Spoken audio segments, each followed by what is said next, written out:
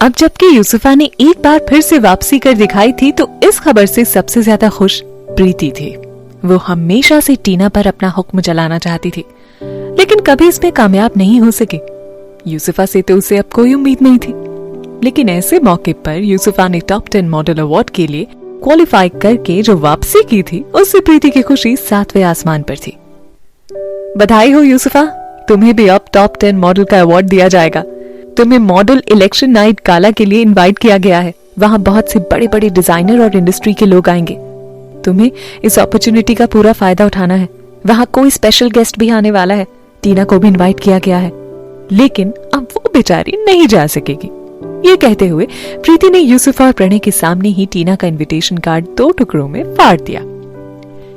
प्रीति, ये सही किया तुमने? प्रणय ने टीना पर हंसते हुए कहा।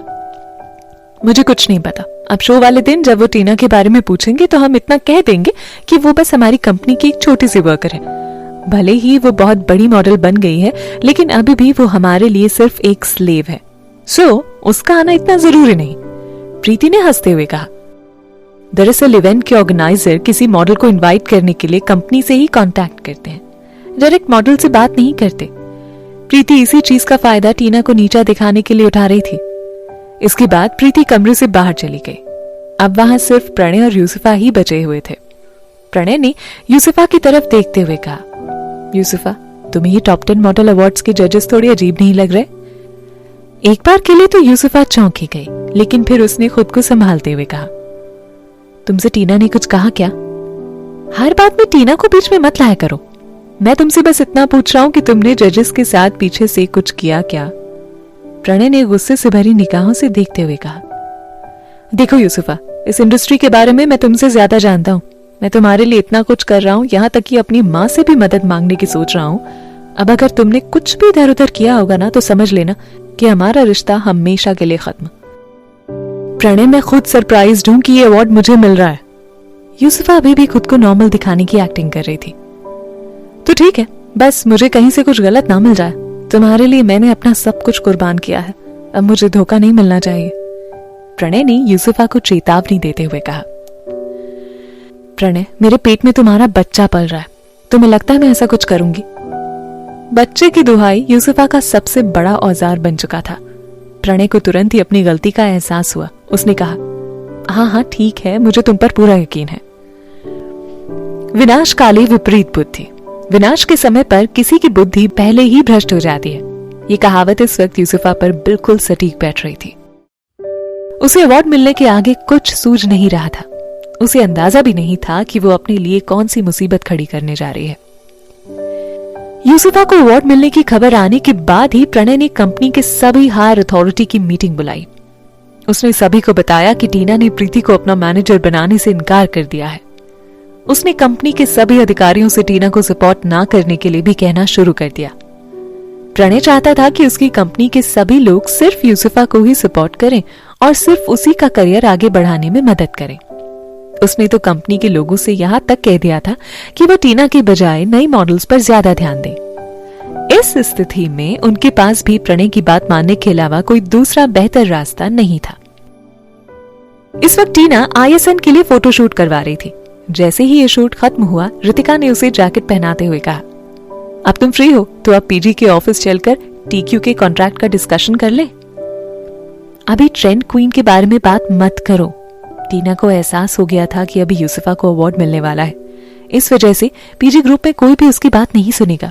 ऊपर से TQ के साथ काम करने में रिस्क भी है। ऐसे में वो लोग तुरंत ही ये कॉन्ट्रैक्ट लेने से मना कर देंगे। टीना, अभी तुम्हें बहुत सतर्क रहना जरूरी है। प्रीति तुम्हारे खिलाफ कुछ ना कुछ जरूर प्लान कर रही है, रितिका ने टीना का मेकअप उतारते हुए कहा।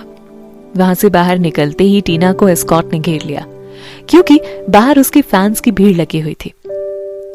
जब तक अवार्ड सेरेमनी नहीं होती मैं उनके रास्ते से दूर रहूंगी बस, टीना ने मुस्कुराते हुए जवाब दिया। हमें यूसुफा का जजेस को घूस देने का कुछ एविडेंस ढूंढना चाहिए। हाँ रितिका, हमें जजेस के खिलाफ कुछ भी करने की जरूरत नहीं है। वैसे यूसुफा की सारी लगाम हमारे हाथ में है। बस आराम से बैठो और मौके का इंतजार करो। वो खुद ही अपनी जाल में फंसकर मरेगी। टीना ने पहले ही सब कुछ सोच रखा था। उसे पता था कि यूसुफा ने खुद के लिए ही मुसीबत खड़ी कर रखी है। जितनी तेजी से ऊपर पहुंची है उससे दुगनी स्पीड से वो नीचे मुंह के बल गिरेगी। तो अब हम कहां चले? रितिका ने पूछा। रणविजय के ऑफिस चलो, उसे पिक करना है, टीना ने मुस्कुराते हुए कहा। आज वो भी अपना पत्नी धर्म निभाएगी। रितिका के चेहरे पर भी मुस्कान आ गई। वो इन दोनों के रिश्ते से बहुत खुश रहती थी। अभी शाम के 5 बज रहे थे। पूरा मुंबई शहर अभी भी काम पर ही लगा हुआ था। टीना RR इंटरनेशनल ऑफिस के ठीक सामने स्थित होटल के कैफे में जाकर बैठ गई। वहां से उसने रणविजय को मैसेज किया, काम के बाद प्लीज अपने ऑफिस के सामने वाले होटल में आ जाना, मुझे आज तुम्हारे साथ डिनर करना है। रणविजय तुरंत ही एक लंबी मीटिंग खत्म करके फ्री हुआ था। टीना का मैसेज देखते ही उसने रिप्लाई किया, तुम्हें ऑफिस के अंदर आना है? मुझे सब वहां पहचान लेंगे, इससे अच्छा तुम ही आ जाओ। दरअसल टीना वाकई में रणविजय के ऑफिस को अंदर से देखना चाहती थी, लेकिन अभी उसके लिए ऐसा करना ठीक नहीं था। बेसमेंट की पार्किंग में आओ, मैं रौनक को भेजता हूँ, वो तुम्हें सीक्रेट रास्ते से ले आएगा। रणविजय ने रिप्लाई किया, इस एंटरटेनमेंट इंडस्ट्री के सबसे बड़े ऑफिस में एक सीक्रेट रास्ता भी है। ओके वेट करो थोड़ा। मैसेज का रिप्लाई करते हुए टीना ने कैफे की टेबल से अपना सामान समेटा और रितिका के साथ RR इंटरनेशनल के बेसमेंट पार्किंग में पहुंच गई। वहां रौनक पहले ही पहुंचा हुआ था। वो टीना को सीक्रेट एंट्री से लेकर अंदर 42वें फ्लोर पर पहुंचा, जहां पर कंपनी के CEO यानी कि रणविजय का ऑफिस था। मैडम, आपको जब भी यहाँ आना हो बस रणविजय सर को बता दीजिए। ऑफिस में सीक्रेट वो भी है, आपको यहाँ आते हुए कोई भी नहीं देख सकता, और अगर कोई देख भी लेता है तो कंपनी के रूल के अनुसार ऑफिस से बाहर कोई भी बात नहीं जाएगी, क्योंकि ऐसा करने पर उन पर 1 करोड़ रुपए तक का जुर्माना लगाया जा सकता है। रणविजय यूं ही नहीं इस इंडस्ट्री पर राज करता है, वो दिमाग से भी राजा है।